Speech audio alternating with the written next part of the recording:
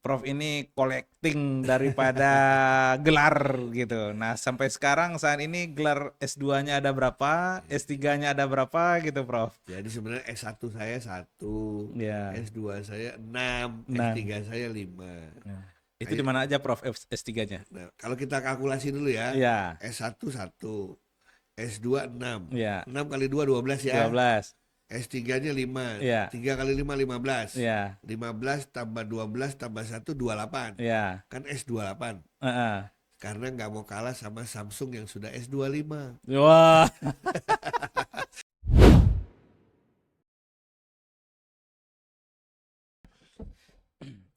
Ya, selamat siang, selamat sore ya, karena kita ada di penghujung hari nih ya, Prof ya. Iya, terima kasih. Alhamdulillah pada sore hari ini kita kedatangan tamu yang luar biasa nih. Suhunya IT Indonesia. Tidak ada yang tidak kenal lagi dengan beliau, Profesor Dr. Eko R. Indrajit. Nah, beliau berkunjung ke Dumai.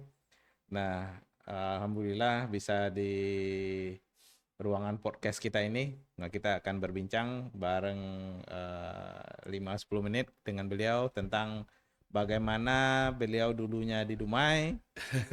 Itu yang pertama. Nah, yang kedua, bagaimana motivasi beliau untuk kita di Dumai. Yang pertama untuk dosen, motivasi untuk dosen, dan yang kedua motivasi ke mahasiswa. Nah, mungkin yang pertama dulu, Prof. Ya, Bagaimana dulu, karena Prof Eko ini teman-teman bilang adalah anak Dumai. Nah, itu kenapa, Prof? Kok bisa dibilang anak Dumai gitu? jadi ayah saya itu kerja untuk Pertamina waktu itu. Ya. Saya lahir di Jakarta, Hmm. sampai usia 6 tahun masih di Jakarta. Ya. Pada saat usia 7 tahun, ayah saya diminta memilih tetap di Jakarta atau keliling Indonesia. Oh. Ayah saya nanya, bedanya apa? Ah. Kalau di Jakarta terus, jadi bosnya susah. Karena saingannya banyak Iya. katanya. Tapi kalau keliling Indonesia dulu, nanti balik lagi ke Jakarta, bisa cepat jadi bos. Iya, jenjang karir. Iya, akhirnya ayah saya memilih yang kedua. Nggak apa-apa, saya keluar Indonesia dulu cari pengalaman, Hmm. nanti biar bisa kembali lagi ke kantor pusat. Iya. Nah, pada saat itu yang dipilih penempatan pertama ayah saya di Dumai Di Dumai. tahun 76. Tahun 76 ya, Prof ya. 50 tahun yang lalu persis. Waduh. Usia saya 7 tahun. Jadi sekolah dasar saya kelas 2 dimulai di Dumai. Kelas 2 SD ya, Prof ya. Iya, Kelas 2. tepatnya di Bukit Datu. Bukit Datu, Komplek Pertamina ya. Disitulah saya membangun Laskar Pelangi saya. Wah. Wah. Laskar Pelangi itu sama teman-teman sekolah, Pak. Hmm. Zaman dulu tuh sekolah cuma sampai jam 12. Iya. Habis jam 12 karena Dumai masih sepi waktu itu. Hmm. Di Bukit Datu masih hutan. Iya. Kompleks Pertamina di antara hutan. Kita ngambil sepeda keliling lah mencari pengalaman. Hmm. Kayak anak-anak Laskar Pelangi. Iya. Mainan tidak ada, kita bikin mainan. Ah. Kita mancing di empang mana, kita Hmm. naik pohon ambil jambu monyet gitu kan Hmm. ya. Iya, iya. Nah, disitulah saya banyak membangun, menempa ilmu tuh di situ. Plus pramuka. Ah, Nah, iya. jadi waktu itu saya dengan teman-teman kompleks Pertamina plus yang satu sekolah itu sangat dekat sekali. Terutama kalau bulan puasa. Iya. Karena zaman dulu bulan puasa tuh libur. Oh iya, siswa-siswa ya. Bayangin berapa lama kita libur kan? Mm-mm. Bener-bener gak ada sekolah, gak ada tugas, gak ada PR. Jadi tiap hari puasa dan main. Main itu kan kita jadi akrab. Iya. Jadi kayaknya saya punya keluarga besar banyak sekali. Disitulah ceritanya Iya. kenapa orang bilang saya orang Dumai. Karena pendidikan dasar saya saya habiskan di Di Dumai. Dumai. Ya. Oke, Tuh. sudah terjawab. Bagaimana Prof. Eko dipanggil sebagai anak Sebagai Dumai. anak Dumai gitu. Oke, nah kemudian pendidikan nih Prof. Ya, kalau orang tahu kan Prof ini collecting daripada gelar gitu. Nah, sampai sekarang saat ini gelar S2-nya ada berapa, S3-nya ada berapa gitu Prof. Jadi sebenarnya S1 saya 1, Ya. S2 saya 6, Nah, S3 saya 5. ya. Itu di mana aja Prof S3-nya? Nah, kalau kita kalkulasi dulu ya, Iya, S1 1, S2 6. iya. 6 kali 2 12 ya. 12. S3-nya 5. Iya, 3 kali 5 15. iya, 15 tambah 12 tambah 1 28. iya. Kan S28. Heeh. Karena nggak mau kalah sama Samsung yang sudah S25. Wah, Masa Samsung S25 saya S3 gitu oh kan. iya. Tapi kalau kalau Sterler udah jauh lewat ya. Itu sebenarnya ada sejarahnya. Mm. Sejarahnya tuh bukan saya gila gelar, bukan. Iya. Saya pernah dikasih tugas dulu oleh Kementerian Pendidikan untuk mempelajari sistem pendidikan di berbagai negara. Iya. Terus saya berpikir, kalau saya cuma modelnya studi banding, hanya datengin satu negara 3-4 hari terus membuat kesimpulan, kayaknya kok mungkin tidak valid hasilnya. Betul. Akhirnya saya bilang gini aja, gimana kalau di setiap negara yang mau saya pelajari, saya jadi mahasiswa aja.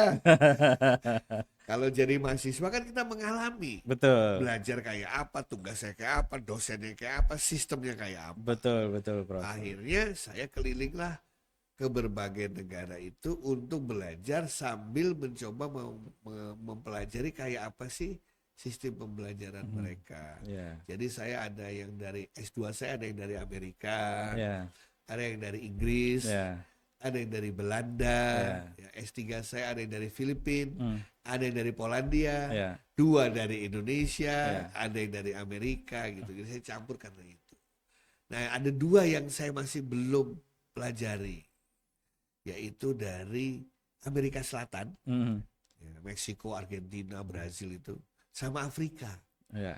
Jadi saya masih punya cita-cita ngambil 2 itu lagi. Iya. Nah, jadi seneng aja lihat sistem pendidikan yang berbeda-beda. Di samping saya itu seneng sesuatu yang sifatnya lintas disiplin. Lintas disiplin ya, Prof. Iya. Nah, dari masing-masing negara tadi kira-kira yang bagusnya untuk diterapkan Indonesia itu ke depan tuh sistem pendidikan seperti apa, Prof? Dari gambaran Ya, Prof sendiri lah gitu. setiap negara menurut saya punya ciri khasnya sendiri. Iya.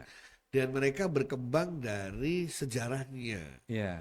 Jadi kalau semua langsung diadopsi di Indonesia, rasanya apa namanya belum tentu cocok. Iya. Karena orang Indonesia kan ada yang pengen jadi ilmuwan, ada yang pengen jadi profesional, Iya. ada yang pengen jadi wira swastawan. Iya. Itu kan beda-beda semua gitu Betul, kan ya. betul. Tapi kalau negara maju misalnya pengen jadi ilmuwan semua, semuanya lari ke research university. Iya, betul. Ingin jadi profesional ke teaching university, macam-macam. Tapi kesimpulan saya yang cocok ya, Iya. cocok tuh maksudnya dengan tipe orang Indonesia, saya melihat mungkin Australia. Australia. Kenapa? Karena Australia itu ada nuansa baratnya, ada nuansa timurnya.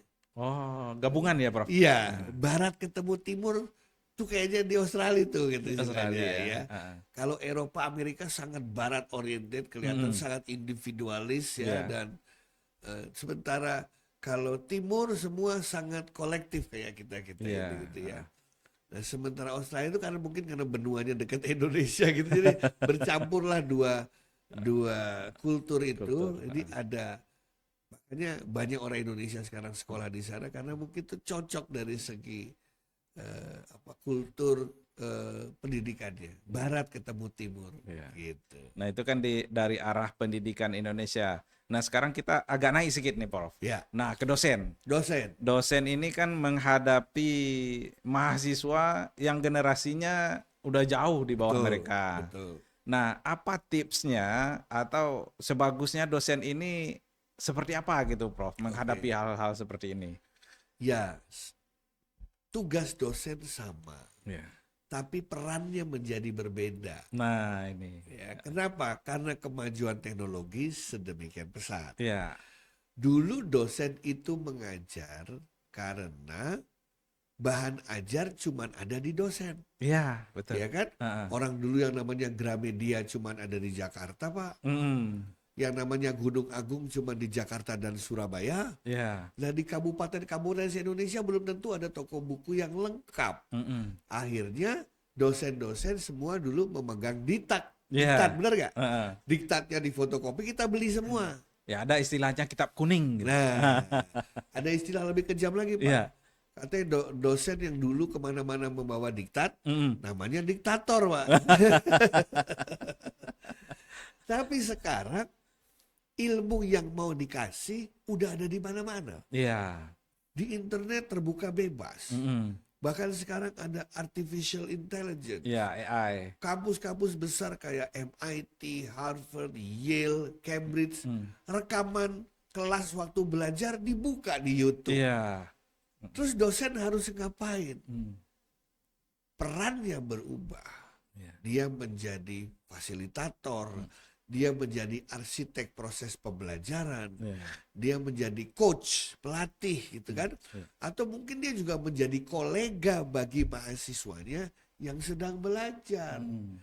Nah, itu yang membuat dosen-dosen kita yang masih terperangkap bahwa tugas saya adalah mengajar, jadi gampang melihat situasi ini. Mm. Jadi bingung cara menempatkan diri. Iya. Oleh karena itu, pesan saya untuk dosen-dosen adalah kita tidak boleh berhenti belajar. Lingkungan kita berubah, kita harus beradaptasi. Nah, itu. Dan katanya bahasa kerennya itu kita harus punya growth mindset. Nah. Mindset yang selalu bertumbuh terbuka. Kurang lebih begitu. Jadi saya sekarang menganggap mahasiswa saya sebagai teman saya belajar. Kenapa? Karena saya nggak berhenti belajar. Iya. Tapi kalau saya berhenti belajar, wah itu saya punya satu quote, Pak Rektor. Quote-nya agak sadis sebenarnya. Apa ya? Ya, apa tuh, Prof? Ini untuk dosen-dosen, teman-temanku dosen. Dosen yang berhenti belajar, pada hakikatnya dia sudah berhenti menjadi dosen. Udah pensiun. Wah. Pensiun duluan. Iya, jadi Walaupun masih tetap mengajar. walaupun dia punya status dosen, Hmm. tetapi dia merasa sudah tahu semua dan berhenti belajar, maka pada hakikatnya dia bukan dosen. Dia bukan dosen lagi. Iya, kan belajar sepanjang hayat kan. Betul.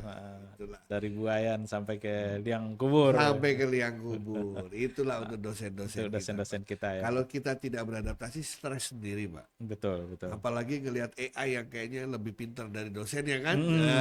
Ya, seperti coach bilang itu, mati-matian belajar pemrograman, coding 10 tahun, ya, kalah sama orang yang 10 menit yang lewat pakai AI. Pakai AI, betul. Jadi kalau ada yang nanya, kalau gitu kita harus ngapain dong?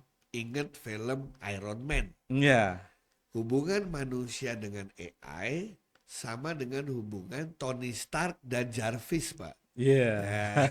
Ya kan? Iya, betul. Dua-duanya pinter. Hmm. Begitu dua-duanya ngobrol, makin pinter. Iya. Gitu. Terus yang terakhir nih, Prof. Ya, Pesan-pesan kepada mahasiswa Universitas Dumai ke depannya seperti apa, Prof? Kira-kira? mahasiswa Universitas Dumai yang tercinta. Dulu ada seorang tokoh di dunia yang mendirikan taman hiburan anak-anak yang Disneyland itu, Pak. Disneyland. Nama tokohnya adalah Walt Disney. Ada satu pepatah Walt Disney yang merubah hidup saya. Dia mengatakan begini, if you can dream it, you can do it. Artinya adalah kalau Anda bisa memimpikan sesuatu, itu artinya Anda bisa mewujudkan mimpi itu menjadi kenyataan. Jadi jangan takut untuk memiliki mimpi atau cita-cita setinggi langit. Dulu Bung Karno pernah mengatakan, gantungkanlah cita-cita Anda setinggi langit. Walaupun Anda jatuh, jangan khawatir. Anda akan jatuh di antara taburan bintang-bintang. Iya. Wah, itu katanya. Ingat lagu Laskar Pelangi kan, Pak? Ingat. Coba depannya kan, mimpi adalah kunci bagi kita untuk apa tuh? Lupa, host, lupa loh. Mimpi adalah kunci untuk kita menaklukkan dunia. Dunia. Gitu. Jadi Mimpi ya. jangan takut untuk bermimpi, untuk punya cita-cita, karena pasti saya yakin Anda bisa mewujudkannya. Syaratnya cuma satu cara mewujudkan mimpi, Pak. Tahu Pak Rektor apa syaratnya? Ya, apa itu, Prof? Bangun dari mimpi.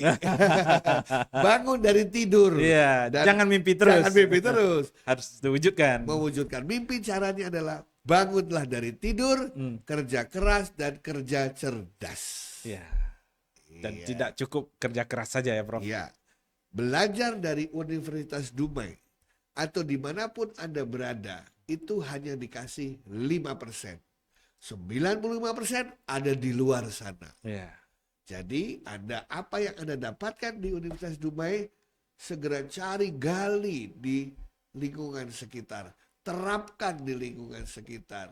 Berikan masyarakat dampak yang hebat. Kan sekarang katanya kampus berdampak ya. Kampus berdampak, program dari Pak Menteri kita. Betul, artinya apa yang Anda dapatkan di kampus harus memberikan dampak nyata di masyarakat. Ya. Dan sekarang beda Pak Rektor. Kalau dulu katanya tunggu lulus dulu baru berdampak ya. Ya. Sekarang dengan adanya teknologi, sejak Anda semester 1, Anda sudah bisa berkarya dan memberikan dampak. Tidak perlu harus nunggu ketika setelah wisuda. Dan dosen-dosen Anda adalah teman Anda untuk bisa membantu Anda berkarya dan mewujudkan mimpi. Oke, Gitu. jadi harus bangun dari mimpi ya. Bangun dari mimpi, Jangan mimpi terus. Oke, Begitu. terima kasih banyak kasih, atas Pak waktunya, Rektor. Prof. Ini luar biasa. Sukses terus untuk Universitas Dumai. Ya, Universitas Dumai. Iya, semoga selalu akan melahirkan pemimpin-pemimpin yang hebat, Amin. yang bisa membangun Dumai, Ya. bisa membangun Riau, Amin. bisa membangun Indonesia, bahkan dunia. Ya, itu cita-cita kita, Prof. Dan Iya. itu mimpi kita. Dan Dan kita pastilah. harus bangun dari mimpi itu. Betul. Terima kasih banyak. Terima Pak kasih Rektor. banyak, Prof, Iya. atas waktunya. Sukses selalu. Amin.